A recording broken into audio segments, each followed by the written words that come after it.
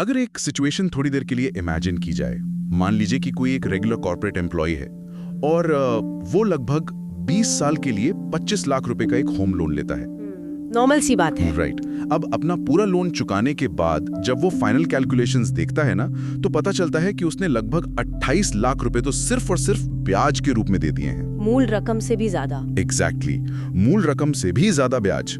लेकिन वहीं दूसरी तरफ अगर हम सोचें कि एक सेंट्रल गवर्नमेंट एम्प्लॉय बिल्कुल उतनी ही रकम का लोन उतने ही टाइम के लिए लेता है, तो उसका टोटल ब्याज कितना बनता होगा? लोग सोचेंगे थोड़ा कम होगा। बट एक्चुअली उसका ब्याज बनता है मुश्किल से 6.7 लाख रुपए, मतलब सीधा सीधा 21 लाख रुपए से ज्यादा का फर्क।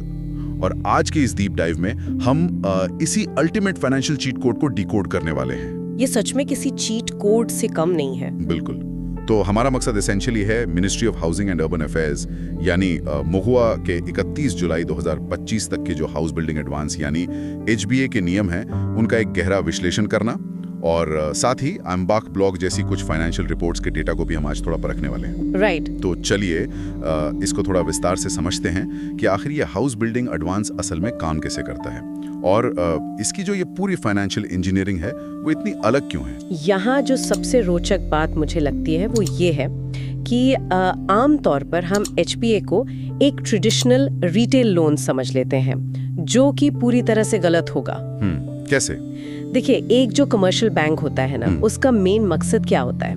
ब्याज से प्रॉफिट कमाना, ऑब्वियसली। लेकिन सरकार के लिए ये जो HBA है ये कोई प्रॉफिट मेकिंग टूल नहीं है। मैं इसे एक्चुअली एक जेनरेशन बिल्डिंग इकोसिस्टम मानती हूँ। जेनरेशन बिल्डिंग इकोसिस्टम, वो थोड़ा भारी वर्ड हो गया। हाँ, थोड़ा भारी है, पर मतलब बहुत सिंपल है। ये एक ऐसी व्यवस्था है जो सरकारी नौकरी की जो एक जॉब सिक्योरिटी होती है ना, उसको सीधे तौर पर रियल एस्टेट के थ्रू एक लॉन्ग टर्म वेल्थ और फाइनेंशियल स्टेबिलिटी में लॉक इन कर देती है। अच्छा। MoIO के इन गाइडलाइंस के पीछे का पूरा आधार बेसिकली यही है कि एक कर्मचारी अपनी पूरी सर्विस के दौरान बिना किसी एक्सट्रीम डेट ट्रैप में फंसे एक ठोस एसेट खड़ा कर सके। तो अगर ये एक वेल्थ बिल्डिंग इकोसिस्टम है, तो इसके एंट्री पॉइंट पर बात करते हैं। हाँ। नियमों में HBA की मैक्सिमम लिमिट 25 लाख रुपए या फिर कर्मचारी की 34 महीने की बेसिक पे तय की गई है, इन दोनों में से जो भी काम हो। राइट। और अगर कोई पहले से बने हुए घर का मान लीजिए एक्सपेंशन करना चाहता है, तो वो लिमिट 10 लाख रुपए है। लेकिन यहाँ मुझे एक अजीब सा कैप दिखा जिसे कॉस्ट सीलिंग कहा गया है। हाँ, कॉस्ट सीलिंग का नियम बहुत स्पेसिफिक है। वही ना, घर की कुल कीमत जिसमें प्लॉट की वैल्यू शामिल नहीं है, वो कर्मचारी की बेसिक पे के 139 गुना से ज्यादा नहीं होनी चाहिए, जिसका मैक्सिमम कैप 1 करोड़ रुपए है। बिल्कुल। हालांकि हेड ऑफ डिपार्टमेंट इसे 1.25 करोड़ तक रिलैक्स कर सकते हैं, लेकिन मैं एक चीज पे अटक गया हूँ। मुझे इस 139 गुना वाले मल्टीप्लायर की लॉजिक कुछ समझ नहीं आती। क्या समझ नहीं आया इसमें? मतलब ये कोई राउंड नंबर तो है नहीं, 125 हो जाता या 150 हो जाता, ये 139 इतना स्पेसिफिक क्यों है? ये एक बहुत ही बेहतरीन सवाल है, और सच बताऊं तो 139 गुना का ये नंबर हवा में से नहीं निकाला गया है। तो इसके पीछे कोई मैथ है? एक्चुअली ये ब्यूरोक्रेटिक लॉजिक और फाइनेंशियल प्रूडेंस का एक परफेक्ट कॉम्बिनेशन है। पे कमीशन की जो मैट्रिसेस होती है ना, उनको ध्यान में रखते हुए सरकार ने एक ऐसी मैथमेटिकल लिमिट तय की है जो कर्मचारी की एक लाइफ टाइम अर्निंग कैपेसिटी के प्रोपोर्शनेट हो। अच्छा, प्रोपोर्शनेट करने के लिए? हाँ, क्योंकि देखिए, सरकार ये बिल्कुल नहीं चाहती कि कोई लोअर ब्रैकेट एम्प्लॉय एक ऐसी प्रॉपर्टी में इन्वेस्ट कर दे जिसका मेंटेनेंस और होल्डिंग कॉस्ट ही बाद में उसकी आमदनी से बाहर हो जाए। राइट, वो फंस जाएगा। एग्जैक्टली।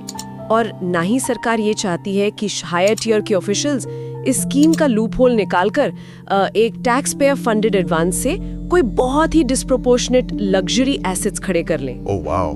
तो ये जो एक 139 गुना का मल्टीप्लायर है, ये बेसिकली एक ऑटो करेक्ट मैकेनिज्म की तरह काम करता है, जो रियल एस्टेट स्पेक्यूलेशन को सिस्टम से फिल्टर आउट कर देता है। एक तरह से हम कह सकते हैं कि ये उनकी अफोर्डेबिलिटी का एक बहुत ही कंजर्वेटिव स्ट्रेस टेस्ट है। बिल्कुल वही है। लेकिन यहाँ एक प्रैक्टिकल प्रॉब्लम भी तो आती है ना। आज के दौर में खासकर जब हम बड़े शहरों की रियल एस्टेट मार्केट को देखते हैं, तो ये 25 लाख रुपए की जो HBA लिमिट है, वो थोड़ी मजाक जैसी लगती है। हाँ, मेट्रो सिटीज में तो 25 लाख कुछ भी नहीं है। वही तो, अगर कॉस्ट सीलिंग 1 करोड़ या 1.25 करोड़ तक अलाउड है, तो बाकी का 75 लाख या 1 करोड़ रुपए कहां से आएगा? लॉजिकली अगर सोचें तो इसका मतलब है कि कर्मचारी को बचे हुए अमाउंट के लिए किसी कन्वेंशनल बैंक के पास जाना ही पड़ेगा, राइट। लेकिन बैंक किसी ऐसी प्रॉपर्टी पर लोन क्यों देगा जहां सरकार ने पहले ही एडवांस दिया हुआ है? और यहाँ पर एक कॉन्सेप्ट आता है सेकंड चार्ज का। मेरी समझ से ये कुछ वैसा ही है जैसे वेंचर कैपिटल की दुनिया में प्राइमरी और सेकेंडरी इन्वेस्टर का इक्विटी स्ट्रक्चर होता है। क्या मैं सही सोच रहा हूँ? बिल्कुल सटीक एनालॉजी है। जब सरकार HBA देती है ना, तो वो उस एसेट पर अपना फर्स्ट चार्ज लेती है। यानी सरकार का पहला हक है। हाँ, यानी प्रॉपर्टी ऑफिशियली प्रेसिडेंट या बोर्ड ऑफ गवर्नर्स के नाम पर एक तरह से मॉर्टगेज हो जाती है। ओके। अब टेक्निकल टर्म्स में देखा जाए तो जब तक फर्स्ट चार्ज क्लियर नहीं होता, कोई भी कमर्शियल बैंक उस प्रॉपर्टी पर रिस्क नहीं लेना चाहेगा। ऑब्वियसली नहीं लेगा। लेकिन HBA नियमों में इस रियलिटी को पहचाना गया है कि 25 लाख काफी नहीं होते। इसलिए सरकार एक फॉर्मल नो ऑब्जेक्शन सर्टिफिकेट यानी NOC इशू करती है। अच्छा। जो एसेंशियली बैंक्स को ये अलाउ करता है कि वो प्रॉपर्टी पर सेकंड चार्ज रखकर बाकी का जो होम लोन है वो आराम से सैंक्शन कर सके। ये अपने आप में एक बहुत बड़ा ब्यूरोक्रेटिक इनोवेशन लगता है मुझे तो। एक तरफ तो सरकार ने इफेक्टिवली अपना फर्स्ट चार्ज रखकर रिस्क मिनिमाइज कर लिया, क्योंकि अगर कल को डिफॉल्ट हुआ तो पहला हक उनका है। राइट। लेकिन कमर्शियल बैंक्स भी ये सेकंड चार्ज बड़ी खुशी-खुशी एक्सेप्ट कर लेते हैं। और इसका रीजन शायद बहुत क्लियर है। सरकारी कर्मचारी होने की वजह से उनकी EMI डायरेक्ट उनकी सैलरी से डिडक्ट होकर आएगी। तो बैंक के लिए तो ये ऑलमोस्ट एक जीरो रिस्क प्रोपोजिशन बन जाता है ना। सही पकड़ा। बैंकों को भी पता है कि जो बोरोवर है वो एक सेंट्रल गवर्नमेंट एम्प्लॉय है जिसके पास एब्सोल्यूट जॉब सिक्योरिटी है, और सबसे बड़ी बात, पे कमीशंस की वजह से आगे चलकर उसकी इनकम बढ़नी ही बढ़नी है। हाँ, सैलरी तो बढ़ेगी ही। इसलिए वो सेकेंडरी पोजीशन पर होते हुए भी बहुत आसानी से लोन दे देते हैं। इस तरह से हम कह सकते हैं कि HBA घर की पूरी कीमत कवर करने की जगह एक बहुत ही हाई वैल्यू और ultra low cost base equity की तरह काम करता है। और इस बेस इक्विटी का जो कॉस्ट है ना, वो सच में हैरान करने वाला है। मतलब यहाँ पर आकर बात वाकई बहुत दिलचस्प हो जाती है। बिल्कुल। अगर हम MOHUA के फाइनेंशियल ईयर 2025-26 के ऑर्डर को देखें तो HBA पर बेस इंटरेस्ट रेट 7.44% तय किया गया। 7.44%। हाँ। अब अगर हम एम्बैको ब्लॉक की रिपोर्ट से इसका कंपैरिजन करें तो SBI का प्रिविलेज होम लोन है एक, जो स्पेसिफिकली सरकारी कर्मचारियों के लिए ही होता है। राइट, उसमें उन्हें थोड़ी छूट मिलती है। हाँ, उसमें उन्हें 0.35% की स्पेशल छूट मिली हुई है, पर उसका रेट भी 8% है।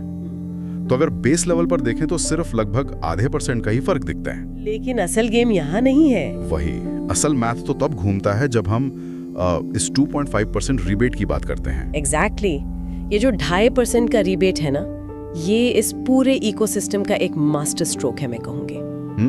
अगर एक कर्मचारी HBA की सारी शर्तें ठीक से पूरी करता है, एक प्रॉपर टाइमलाइन में अपने घर का निर्माण पूरा कर लेता है और बिना किसी भी डिफॉल्ट के अपना टेन्योर खत्म करता है, तो सरकार उस 7.44% के ब्याज में उसे 2.5% की एक भारी छूट दे देती है, जिससे उसका जो इफेक्टिव इंटरेस्ट रेट है वो सीधा गिरकर 4.94% पर आ जाता है। 4.94 एक ऐसे मैक्रो इकोनॉमिक एनवायरनमेंट में जहां इन्फ्लेशन और रेपो रेट्स कॉन्स्टेंटली ऊपर नीचे हो रहे हैं, वहां 5% से कम का बोरिंग रेट तो एक एनोमली है। बिल्कुल एनोमली है। लेकिन इस रिबेट के पीछे की जो साइकोलॉजी है, मुझे लगता है उसे समझना भी बहुत जरूरी है। मुझे तो ये सिर्फ एक फाइनेंशियल डिस्काउंट नहीं लगता, मुझे एक्चुअली ये एक बिहेवियरल कंप्लायंस टूल लगता है। आपको ऐसा क्यों लगता है? क्योंकि सरकार ये 4.94% का रेट शुरू में थोड़ी ना दे रही है, वो इसे एक रिवॉर्ड के तौर पर एंड में कंडीशन कर रही है। राइट। इसका सीधा सा मतलब है कि कर्मचारी पर एक कांस्टेंट साइकोलॉजिकल प्रेशर बना रहता है कि वो किसी भी हालत में कंस्ट्रक्शन डिले ना होने दे, और लोन डिफॉल्ट करने का तो वो सोच भी नहीं सकता। नहीं तो फायदा चला जाएगा। एग्जैक्टली। अगर उसने जरा सी भी गलती की तो वो इतना मैसिव 2.5% का रिबेट खो देगा। ये गवर्नमेंट का एक बहुत ही स्मार्ट तरीका है माइक्रो मैनेज किए बिना लोगों से कंप्लायंस इंश्योर करवाने का। और अगर हम इसे थोड़ा और विस्तार से देखें ना, तो ये जो कंप्लायंस टूल है, ये एसेंशियली कर्मचारियों की वेल्थ को प्रोटेक्ट ही कर रहा है। अब यहाँ एम्बेसी ब्लॉक का डेटा एक और बहुत इंटरेस्टिंग मैकेनिज्म की तरफ इशारा करता है, जिसे हम simple interest versus compound interest कहते हैं। Oh yes, the big one. Bank का जो 8% रेट है वो एसेंशियली एक कंपाउंड एमोर्टाइजेशन शेड्यूल पर चलता है, राइट। जहां इंटरेस्ट के ऊपर इंटरेस्ट यानी कंपाउंडिंग की वजह से जो आपका टोटल आउटगो है वो बहुत ज्यादा इन्फ्लेट हो जाता है। पर HBA सिर्फ और सिर्फ सिंपल इंटरेस्ट चार्ज करता है। और इसका असर हमने शुरू में ही देखा था।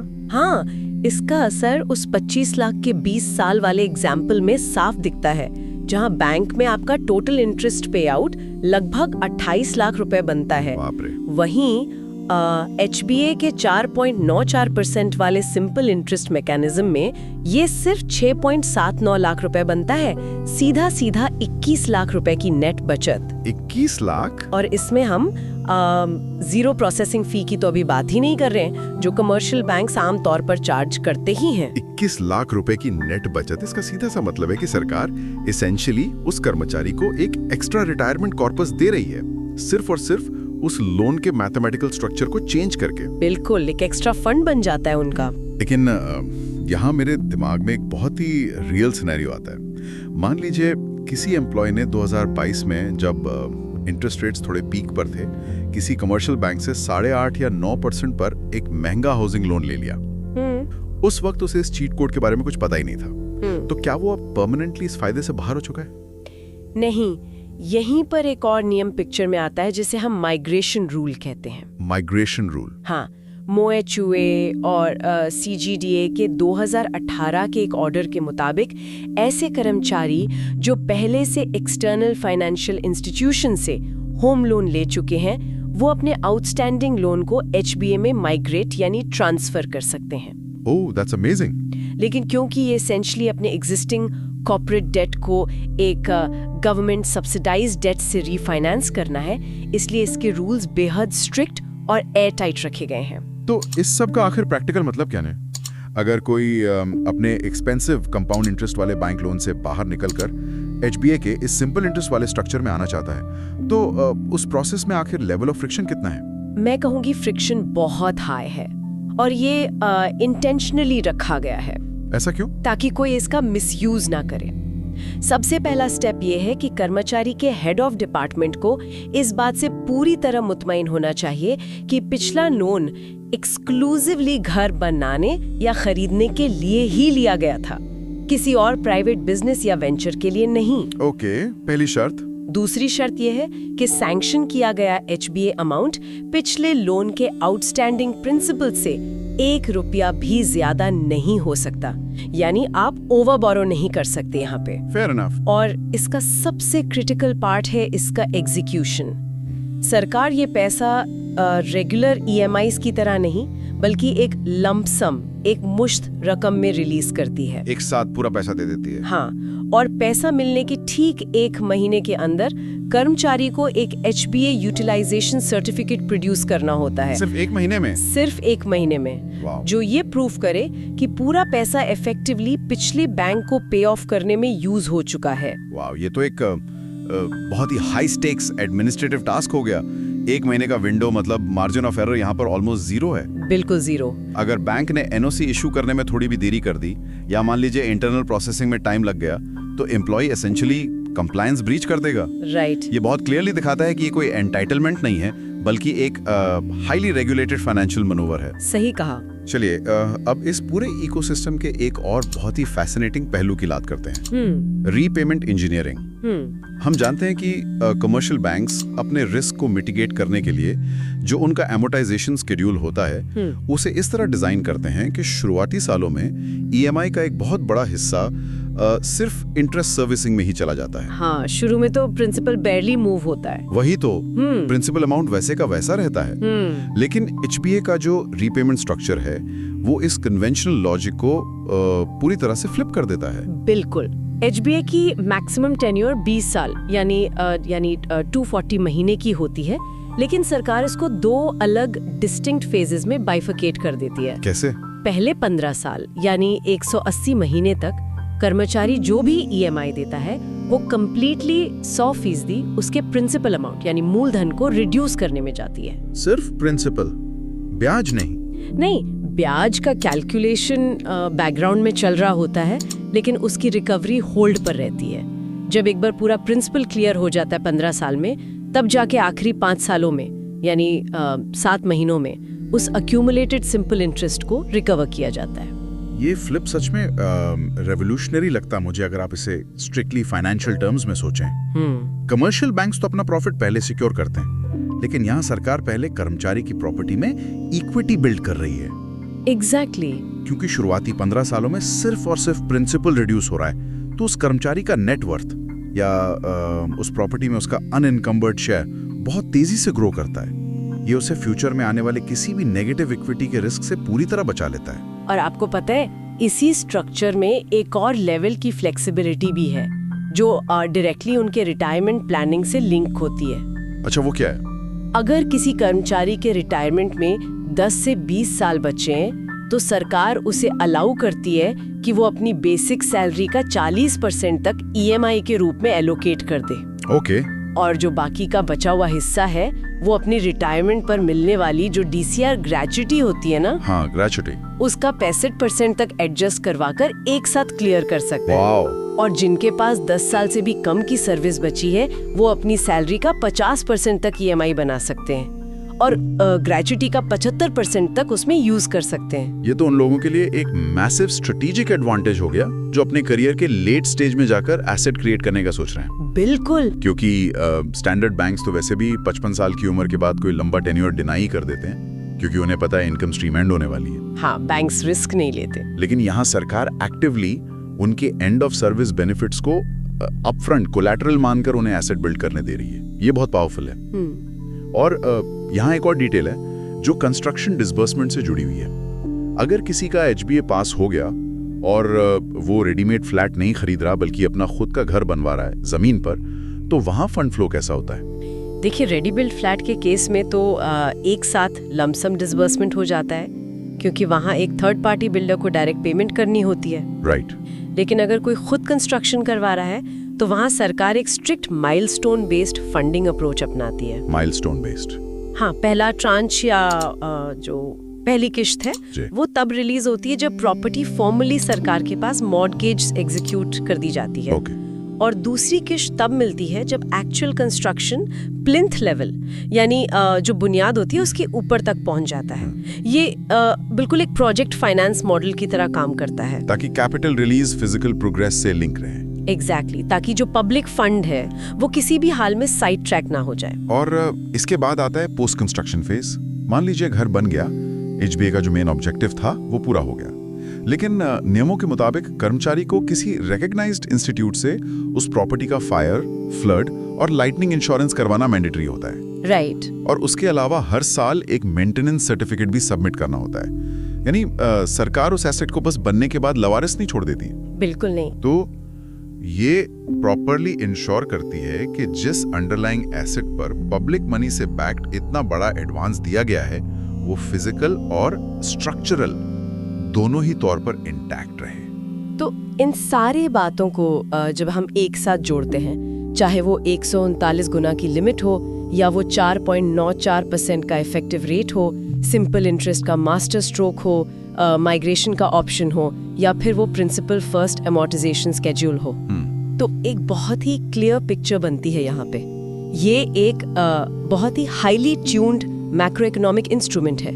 इसका हर एक छोटा कानून इस बात पर कंप्लीटली फोकस करता है कि एक फिक्स्ड इनकम एम्प्लॉई मार्केट की वॉलेटिलिटी और हाई इंटरेस्ट वाले कॉर्पोरेट बैंकिंग सिस्टम का शिकार हुए बिना अपना एक सब्सटैंशियल वेल्थ जनरेटिंग एसेट बना सके।